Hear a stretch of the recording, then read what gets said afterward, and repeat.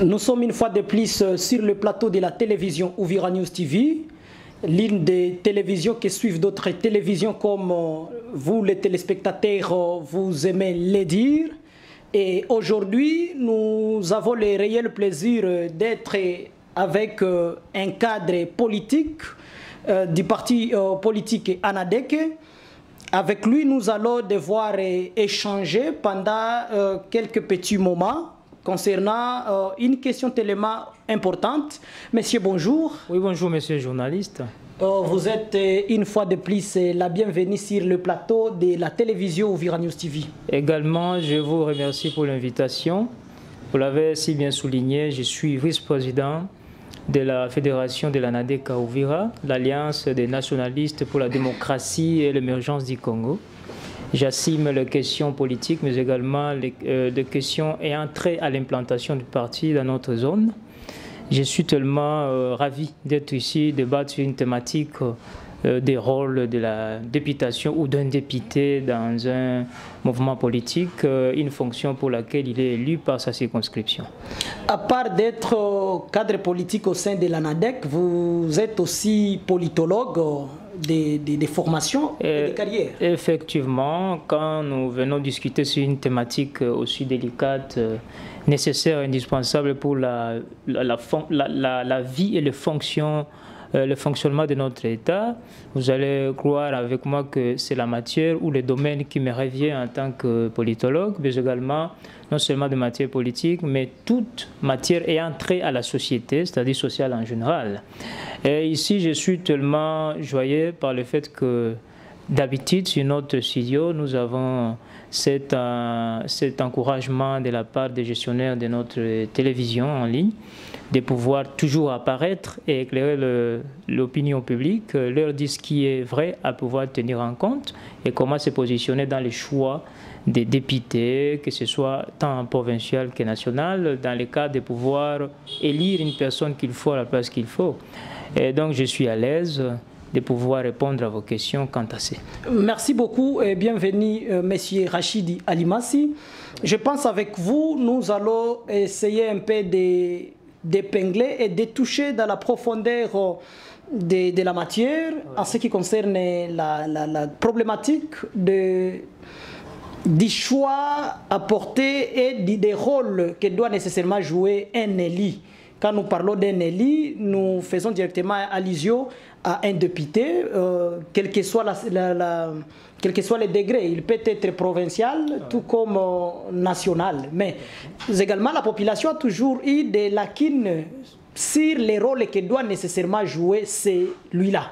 Alors, avec vous, en qualité de politologue, nous imaginons que nous aurons un tas de réponses à apporter sur toutes ces questions-là que se pose la population concernant les rôles nécessaires d'un député provincial tout comme national. D'entrée de jeu, M. Rachidi, parlons un peu d'abord de l'ANADEC. Et là, comme président national... Oui, notre présidente nationale se nomme Madame Souzy Badioko Mugeni. C'est une dame, hein? Ah, bien sûr, une dame vaillante et combattante de notre parti depuis 2018, parce que nous avons été créés depuis 2018. L'arrêté nous est parvenu en 2019. En fait, nous avons également notre président interfédéral provincial nommé M. Willy, avec qui nous travaillons dans la province. Nous avons eu la grâce de rencontrer notre chère dame Souzy Badioko, la présidente, dans un congrès du parti à Goma, il y a de cela 3 mois. Et là, nous avons beaucoup discuté sur comment émerger une fois de plus, et surtout dans la partie sud-sud où nous sommes. Et donc, je suis confiant qu'avec l'ANADEC, nous allons pouvoir apporter à la population ce qui est nécessaire à obtenir. Merci beaucoup. Les bons cadres, les bons élus, les défendeurs, les tribuns du peuple, à telle en sorte que toute la population va pouvoir applaudir nos travaux sur le terrain. Merci beaucoup. Comprenez, c'était une façon de faire un clin d'œil juste sur les partis politiques ANADEC, parce qu'il est politologue, mais il représente aussi l'ANADEC sur ces plateaux. Monsieur Rachidi, en votre qualité de politologue, quels sont les rôles nécessaires normalement que doit jouer un élu, un député? Quels sont ses rôles? D'abord, d'emblée, je vais commencer par comprendre qu'un député, qui peut être national ou provincial, c'est un élu du peuple qui est élu au suffrage universel direct par la population ou sa base. Mais également, comprenons que quand on parle de la députation, on voit déjà un parlementaire qui est un député national, membre du Parlement bicaméral, soit sénateur, soit député national ou provincial. Ici, comprenons que cette matière de la casquette des députés nationaux nous renvoie à pouvoir faire les bons sur certains mots, certains vocables, comme par exemple la fonction du député, comme par exemple les rôles du député, la casquette rôle du député, le mandat du député. Et moi, je vais faire un survol sur l'explication brève de ces différents vocables que je viens d'évoquer ici, pour que l'opinion publique soit éclairée et que la base puisse vraiment savoir connaître en profondeur la qualité et la casquette du député national ou provincial, parce que nous approchons des élections, nous sommes dans une année électorale, nous sommes déjà en 2023, les élections c'est en décembre, donc il faut déjà rafraîchir la mémoire de la population. Bien, je commence par parler de quelque chose qu'on appelle casquette, parce qu'on va parler de deux grandes choses pour comprendre les choses ici. On va d'abord commencer par la casquette d'un député national. Également, on va rebondir sur les pouvoirs parlementaires que détient un parlementaire ou un député national en particulier, parce qu'il n'est pas le seul parlementaire.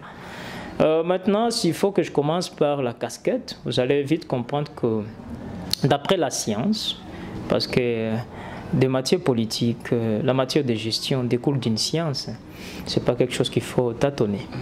D'après la science, la casquette du député national, c'est une casquette de représentation. Celui-là représente, il est considéré à ma manière comme un athlète. Supposons l'athlète représentant un territoire dans une compétition supérieure. Celui-là part pour compétir au nom, en lieu, en place et en l'honneur de son attente sportive, ou je dirais son cercle sportif local, sa base, ses souteneurs, ses suiveurs, ses fans. Et ainsi, je veux dire qu'un député national aussi joue cette casquette de représentation. Et quand on est représentant de quoi? Normalement, un député national, bon, je dis d'abord député en général, il est représentant de la nation. C'est la différence entre le député provincial et national est que celui du national, il représente la nation au niveau national. C'est-à-dire, bien qu'il soit de la circonscription d'Ouvira, de Mwenga ou d'ailleurs, mais lorsqu'il est acquis, il va parler sur des questions touchant l'intérêt national. Tandis que le député provincial est élu bien sûr au niveau provincial et représente sa population provinciale, c'est-à-dire la province. Et maintenant, cette question de représentation nous jette sur une question de fonction d'un député national. Un député national, au-delà du fait qu'il est représentant, c'est-à-dire il joue une fonction de tenant-lieu, il tient la place de la population qu'il représente. Et ici, quand je parle de la population, je ne veux pas que les gens comprennent des populations issues de sa circonscription seulement, mais de la nation congolaise en tant que député national, de la province en tant que député provincial. Celui-là, au-delà du fait qu'il a une fonction de représentation ou de tenant-lieu, il a une deuxième fonction de leadership. Parce que normalement, pour être député, il faut d'abord des leaders. Il faut avoir des suiveurs. Un leader, c'est un meneur de gens, un meneur de peuple, une personne qui a des suiveurs derrière, toute une population qui traîne derrière soi, derrière son idéologie. Alors, du point de vue deuxième fonction de leader, il y a M.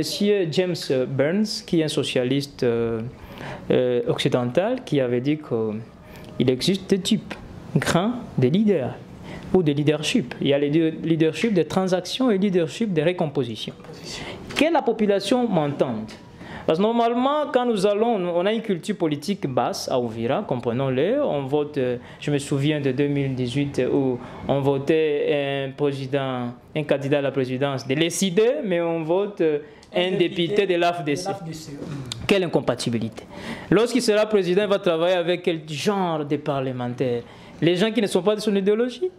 Alors, tout ça, il faut que les groupes de pression, les églises, les partis politiques jouent une énorme fonction de pouvoir sensibiliser les populations et de les éduquer civiquement. Ici, je disais qu'un leader de transactions, c'est un leader qui, lorsqu'il est dans ses campagnes, ses propagandes, il s'est dit que vous voyez, chère population, lorsque vous allez m'élire, j'aurai vos voix, je sollicite vos votes, mais également, je vous promets, une action de grande envergure, peut-être matérielle. Je vais vous faire ceci et de toute façon, il y a une contrepartie matérielle qui se voit. Vous aussi, vous me votez. Cela, c'est un leader sociologiquement. Ça, c'est un leadership qui existe et qui est tellement vécu en Afrique subsaharienne en particulier. L'actuel, c'est ça l'actuel leadership. Mais d'après Benz, ce n'est pas le leadership souhaitable. Parce que celui-là, lorsqu'il vous fait cette contrepartie, lorsqu'il s'en va pour le travail, qu'il ait bien fait ou mal fait le travail, ça va juste finir après que cette action-là puisse être périmée ou détériorée. Mais de toutes les façons, nous avons un second leadership nécessaire, indispensable pour l'évolution d'une nation comme la nôtre. Avec tous les atouts que nous avons, nous pouvons nous évoluer, nous développer tant soit peu d'une manière supérieure et faire valoir notre poids sur notre continent, en fait, même dans le monde, si jamais on voterait des personnes qui sont issues du leadership que nous appelons le leadership de récomposition. C'est quoi le leadership de récomposition? Là, un député peut sortir de là. Ça peut être une personne qui, sur base de sa capacité intellectuelle, son charisme, son savoir-faire, il a convaincu sa base par son idéologie et son programme en tant que leader, un programme de sauvetage pour sa nation, et il est élu et reconduit même 1 ou 2, 3 fois d'après ses potentialités, son intellectuel, son intellect, et ainsi de suite. Alors vous allez comprendre que c'est ça le meilleur leadership qu'il faut soutenir. Et là, j'appelle la population de pouvoir regarder quel genre de probables candidats à la députation nationale ou provinciale qui sont en train de mériter dans le sens d'être des leaders issus de leadership de récomposition. Parce que ces gens-là vont nous être utiles perpétuellement. Le temps qu'ils sont encore vivants dans la scène politique, et le temps que nous allons pouvoir bénéficier de leurs actions qui sont d'intérêt général, sans besoin seulement d'une contrepartie, entre guillemets, des votes qui viennent de la population, mais il est en train d'œuvrer pour l'intérêt général toujours, même qu'il y ait vote ou pas. Ainsi, si il faudra que je dise que j'ai épuisé un peu une question de fonction, de la fonction d'un député, d'un leader, d'un député, alors je peux parler de la fonction du rôle d'un député. Un député, c'est un parlementaire comme un sénateur.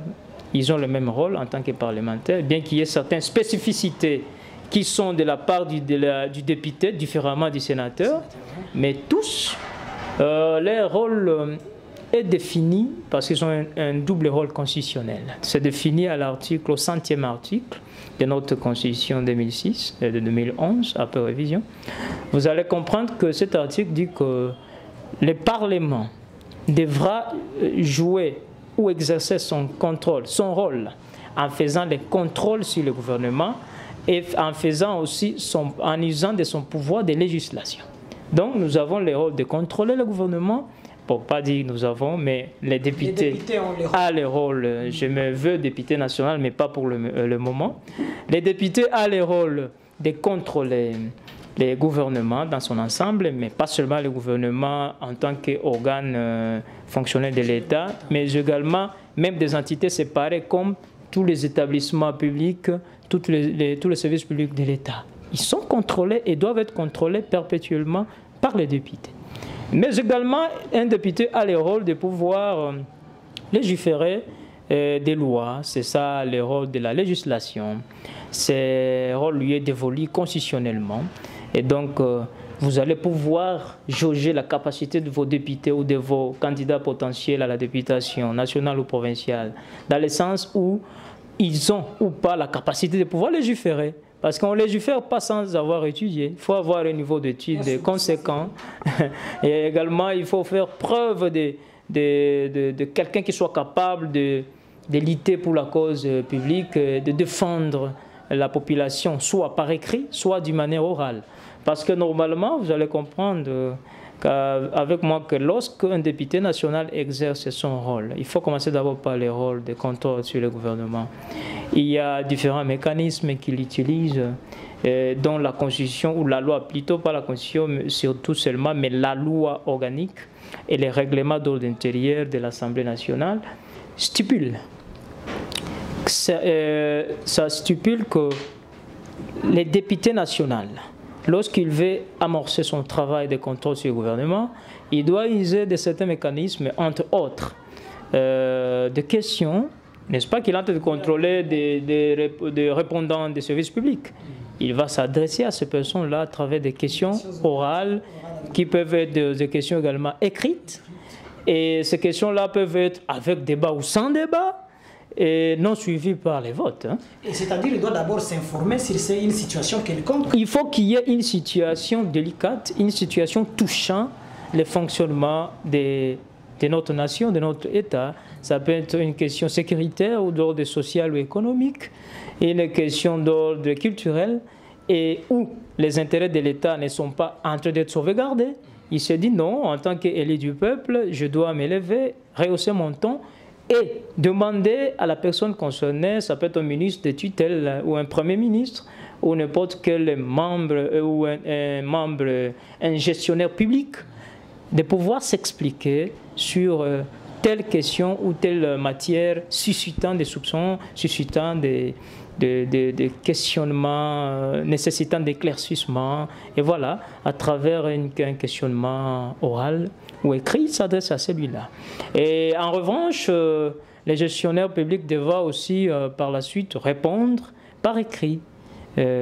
Cela s'est fait comme ça. Bon, en fait, les députés descendent dans son bureau ou dans son cabinet, questionnent tout ça, ils recueillent certains éléments nécessaires quant à ça, ils rentrent pour l'étude et ils peuvent soumettre certaines réponses même au bureau de l'Assemblée provinciale ou nationale pour l'étude de la quintessence de réponses reçues de la part des gestionnaires et voir si ça correspond ou ça coïncide avec la réalité et vraiment la performance du gouvernement. Et il n'y a pas que ça. Hein. Vous pouvez me laisser finir à citer les différents mécanismes, si cela ne vous gêne plus, monsieur le journaliste. Il y a aussi des questions, il y a aussi ce que nous appelons l'interpellation. Il peut s'avérer que la question soit tellement urgente et délicate qu'il faut interpeller les premiers ministres ou les ministres de tutelle de venir s'expliquer sur une telle thématique. Après avoir adressé ses souhaits au niveau du bureau, le bureau peut permettre à ces députés en tant qu'individus de pouvoir dresser une correspondance invitant les gestionnaires publics à pouvoir s'expliquer à l'Assemblée. Avec cette interpellation, le débat aura lieu parce que ce sera devant les autres collègues membres du Parlement, de la Chambre. Dans la plénière. Exactement, en plénière ou pas. Mais ce sera à l'hémicycle devant tous les autres membres du Parlement. Et ça, il faut que la population puisse analyser, puisse scruter dans la personne des non-représentants, des non-leaders, leur capacité à pouvoir initier certaines choses comme celle-là, afin qu'ils puissent encore mériter la reconduction ou soit qu'ils soient sanctionnés. Lorsqu'il a été député durant 5 ans, a-t-il un jour émis adresser une question orale ou écrite à un gestionnaire public sur une telle ou telle thématique? Ou, au cours de son mandat, a-t-il un jour initié une demande d'interpellation d'un ministre? Parce qu'on ne peut pas dire que le Congo va très bien. En fait, il y a des questions sensibles où nécessairement il faut que les gestionnaires puissent s'expliquer. Il peut s'agir aussi de l'audition de la commission. Bon, on peut se dire que voilà, comme c'est une grande activité, bon, il faut que nous ayons d'explications profondes, mais également que cette explication-là puisse être suscitée par des questions bien orientées d'une manière collégiale. Alors nous disons que la commission chargée de l'ECOFIN, économie et finances de l'Assemblée nationale, va descendre au niveau du ministère de budget pour des enquêtes. Et là, il y aura l'audition du ministère face à face avec la commission. Ça, c'est l'audition par la commission. Bon, voilà ce que je pourrais dire.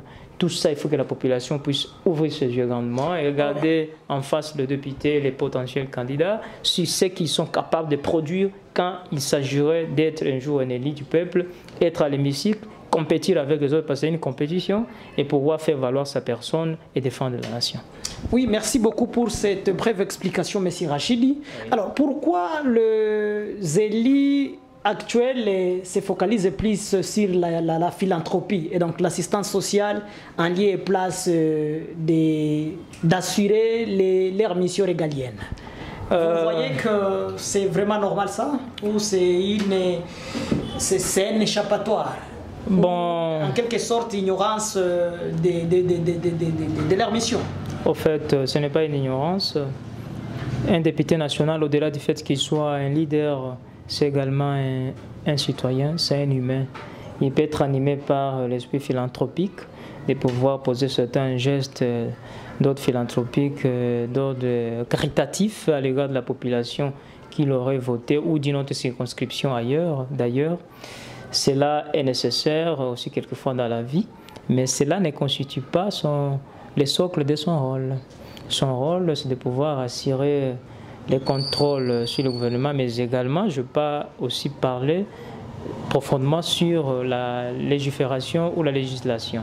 Alors, il doit aussi initier à travers des propositions de loi, certaines lois, parce que la Constitution, elle a été d'une manière générale fondamentale pour un cadre juridique dans le pays qui est le nôtre, mais la Constitution a laissé certaines brèches qui devaient être allongées ou qui devaient se couvrir par l'édiction de certaines lois organiques qui aujourd'hui, au fur et à mesure que nous évoluons, il y a certains problèmes qui nécessitent l'encadrement juridique dans notre nation.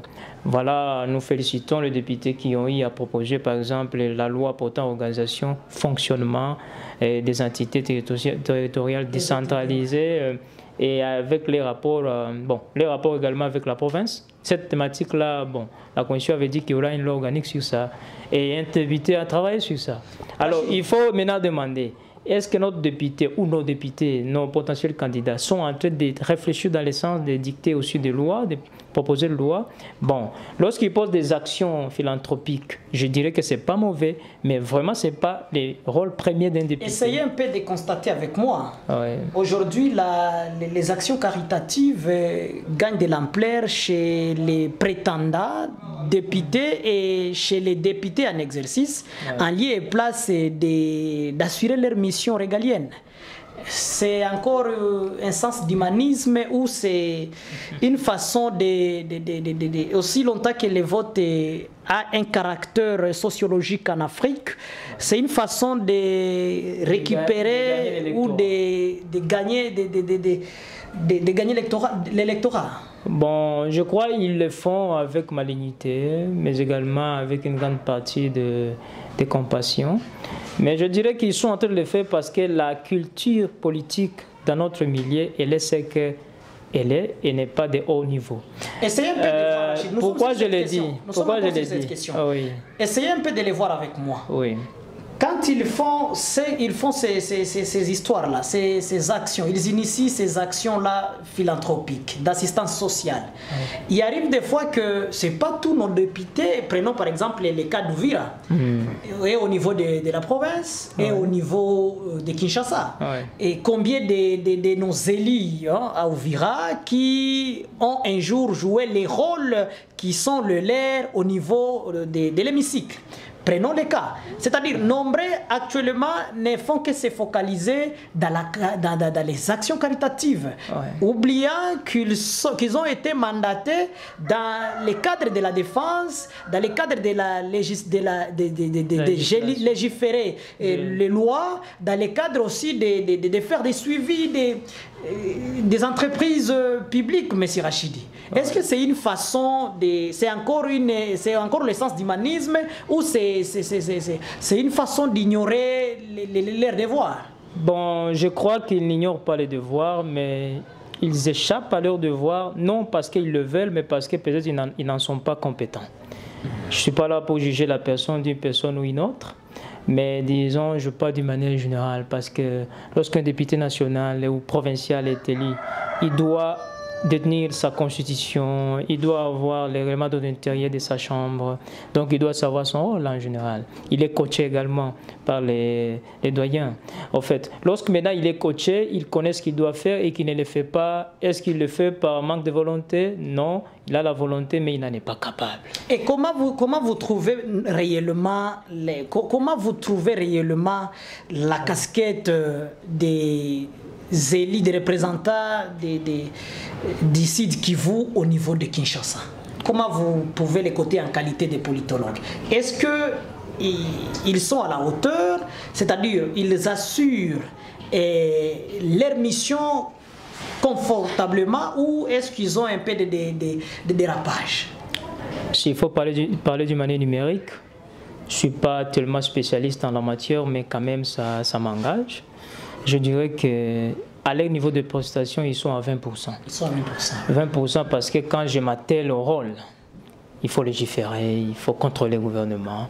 Je ne vois pas la quantification des actions allant dans ce sens-là qui serait ici le travail de nos représentants. Malheureusement, je suis désolé de l'évoquer ici, je ne cite personne, mais je crois que certains sont en train d'essayer de faire quelque chose, de se rattraper. Mais malheureusement, on n'apprend pas à être député quand on a été élu. Être député, c'est une vocation.